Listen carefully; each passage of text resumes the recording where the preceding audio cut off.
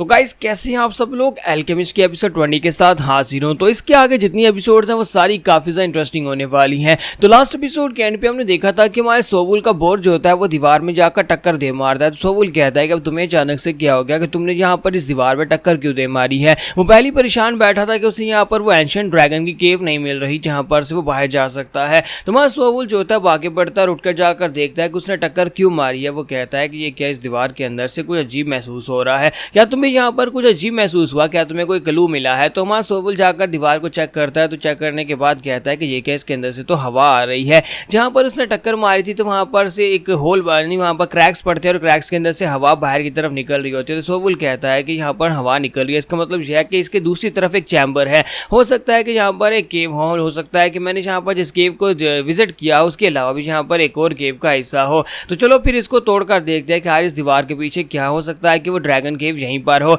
तो वहाँ सोवुल अपनी तलवार निकालता है और इसी के साथ ही उस केव के दरवाजे को तोड़ देता है, यानी उस दीवार को तोड़ देता है। और उस दीवार को तोड़ने के बाद अंदर की तरफ जाना स्टार्ट करता है। तो वहाँ पर उसके अंदर वाकई में एक और केव होती है। तो वहाँ सोवुल कहता है कि मैं पहले इस केव के अंदर एंटर नहीं हुआ, हो सकता है कि यही वो केव हो जिसके अंदर एंशिएंट ड्रैगन है, लेकिन मुझे यहाँ पर जल्दी से जल्दी जाकर देखना होगा क्योंकि यहाँ पर जिस तरह से इस केव की हालत है ये तो किसी वक्त भी गिर सकती है। तो फिर साथ ही वहाँ पर से बहुत ही गंदी स्मेल आ रही होती है। वहाँ सोवुल कहता है कि बहुत ही अजीब सी गंदी स्मेल आ रही है, लेकिन इस जगह के ऊपर से इतनी स्मेल क्यों आ रही है। तो सोवुल जैसे ही वहाँ पर थोड़ा सा आगे बढ़ता है उसे सामने से किसी की आवाज़ आती है, एक लड़की की आवाज़ आती है जो उसे कहती है कि मेरी मदद करो। सोवुल कहता है कि ये क्या यहाँ पर एक लड़की क्या कर रही है। तो जब वो वहाँ पर उसके करीब पहुँचता है, जाकर रोशनी करता है तो उसे एक लड़की दिखाई देती है जिसे चेन्स के साथ बांधा गया होता है। एक लड़की जो कि चेन्स में लिपटी होती है, यानी उसे वहाँ पर जानबूझकर किसी ने बांधा हुआ है और वो कह रही होती है कि प्लीज़ यहाँ पर कोई है, मेरी मदद कर दो, प्लीज़ मुझे यहाँ पर इन चेन से आज़ाद कर दो, मुझे भूख लगी है, मुझे प्यास लगी है, मुझे यहाँ पर से आज़ाद कर दो। तो वहाँ सोवुल जो होता है उस लड़की को वहाँ पर देखने के बाद काफ़ी ज़्यादा हैरान होता है कि आखिर यहाँ पर किसी ने इस लड़की को इस जगह के ऊपर क्यों बांधा होगा।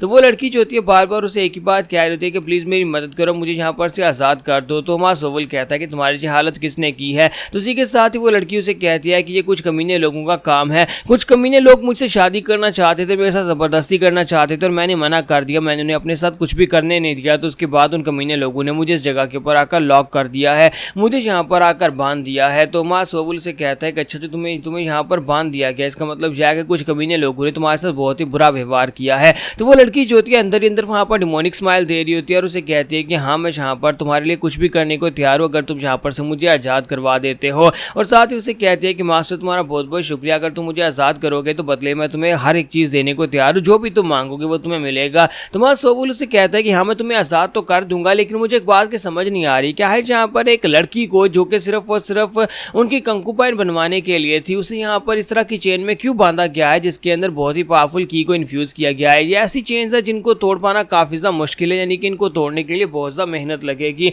फिर अगर तुम एक नॉर्मल लड़की हो तो फिर तुम्हें यहाँ पर इन चेन्स के अंदर क्यों बांधा गया है। तो वहाँ सोवुल से कहता है कि क्या तुम्हें वाकई में लगता है कि मैं कोई बेवकूफ़ हूँ। तो इसी के साथ ही वो लड़की से कहती है कि मुझे क्या पता कि उन लोगों ने यहाँ पर इस तरह की चेन्स को यूज़ क्यों किया गया है, मुझे तो बस यहाँ पर इतना पता है कि वो लोग खींचते हुए मुझे यहाँ पर लेकर आए और उसके बाद मुझे यहाँ पर आकर बांध दिया। तो वहाँ सोवुल से कहता है कि मुझे एक बात तो बताओ कि तुम हो कहाँ से। तो वो लड़की उसे कहती है कि मुझे याद नहीं है मैं कहाँ से हूँ, मैं तो बस यहाँ पर इस जंगल के अंदर आई थी और कुछ कमीने लोगों ने यहाँ पर मेरे साथ गलत करने की कोशिश की, लेकिन मैंने मना किया तो मुझे यहाँ पर आकर बांध दिया। तो वहाँ सोवुल से कहता है कि ये फॉरेस्ट ऑफ बीस्ट है, यहाँ पर हर एक जगह के ऊपर खतरे हैं, यहाँ तक कि इतने ज़्यादा खतरनाक जगह हैं जो कि मैंने यहाँ पर पहले कभी देखी नहीं, लेकिन मैंने बहुत सारे ऐसे बीस्ट के बारे में सुना है जो कि फील्ड लेवल पर पहुँचने के बाद अपने आप को ह्यूमन फॉर्म में चेंज कर सकते हैं। और तुम्हारे जैसे कमीने बीस्ट यानी कि तुम्हारे जैसे जो बीस्ट होते हैं जो कि फील्ड लेवल पर पहुंच जाते हैं वो इंसान बनकर हमारे जैसे मासूम इंसानों को फंसाते हैं। तो वो लड़की उसे कहती है कि अब तुम यहाँ पर क्या कह रहे हो, क्या तुम्हें वाकई में लगता है कि मैं कोई मैजिकल बीस्ट हूँ, मैं एक इंसान हूँ और मुझे यहाँ पर बांधा गया है, प्लीज मुझे यहाँ से आज़ाद करो। अगर मैं एक फील्ड होती तो फिर मैं यहाँ पर से आज़ाद ना हो जाती, मुझे यहाँ पर इस तरह बंदे रहने का क्या शौक था। तो वहाँ सोवुल जो था अपने पास से पोटली निकालता और उसके अंदर से एक छोटी सी वॉइल निकालता जिसके अंदर एक बहुत ही खास किस्म का ऑर्चिड शैडो फ्लावर होता है। तो वहाँ सोवुल उसे कहता है कि मैंने सुना है कि फील्ड जो होते हैं वो ऑर्चिड शैडो फ्लावर की स्मेल को बर्दाश्त नहीं कर पाते, तो अभी देख लेते हैं कि तुम्हारा असली रूप क्या है। जब मैं यहाँ पर इस शैडो फ्लावर को यूज़ करूंगा, इसकी स्मेल को यूज़ करूंगा, उसी वक्त पता चल जाएगा कि तुम क्या चीज़ हो।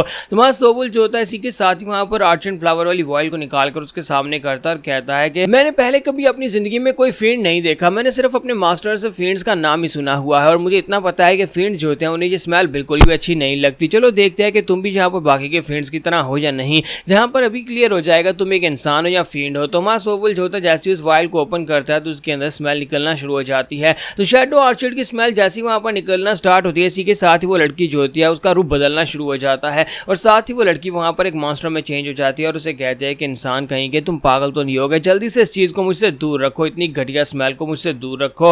अब वहां पर उसका रूप जो है हमारे सोवुल के सामने आ चुका होता है। हमारा सोवुल जो होता है उसके सामने वाइल करके खड़ा होता है और उसे यहाँ पर पूरी तरह से अपने कंट्रोल में करने की कोशिश कर रहा होता है। तो हमारा सोवुल जो होता है फिर साथ ही अपनी वाइल को वापस रख लेता है और उसे कहता है कि अब जबकि तुम्हारी असलियत मेरे सामने आ चुकी है तो अब मुझे लगता है कि अब यहाँ पर कोई डील की जा सकती है। तो इसी के साथ ही वो लड़की से कहती है कि तुम यहाँ पर इंतजार करो, या तो तुम यहाँ पर मुझे आजाद कर दो और उसके बाद मैं तुमसे वादा करती हूँ कि मैं तुम्हें बिल्कुल भी नुकसान नहीं पहुंचाऊंगी बल्कि मैं तुम्हारे इस एहसान का बदला चुकाऊंगी। लेकिन अगर तुमने मुझे आजाद नहीं किया तो फिर मैं यहाँ पर से जिस दिन आजाद होंगी तुम्हें ढूंढ निकालूंगी और तुम्हें मार डालूंगी। तुम्हारा सोवुल से कहता है क्या तुम्हें वाकई में लगता है कि मैं पागल हूँ? फिर साथ ही हमारा सोवुल से कहता है क्या तुम मेरे लिए कुछ भी करने को तैयार हो? तो लड़की उसे कहती है कि हाँ मैं तुम्हारे लिए कुछ भी करूंगी, जो भी मैं यहाँ पर कर सकती हूँ, जो भी तुम्हें दे सकती हूँ वो तुम्हें जरूर मिलेगा। मैं इस केव के अंदर पिछले 200 साल से ट्रैप, पिछले 200 साल से एक एल्केमिस्ट कमीने ने मुझे इस जगह के ऊपर बांध दिया था और उस वक्त से लेकर अभी तक इस जगह के ऊपर हूं और मैं बाहर नहीं निकल पा रही, इसलिए प्लीज यहाँ पर से मुझे आजाद करो। अब तो मैं बस आजाद होना चाहती हूँ, मैं किसी को नुकसान नहीं पहुंचाना चाहती।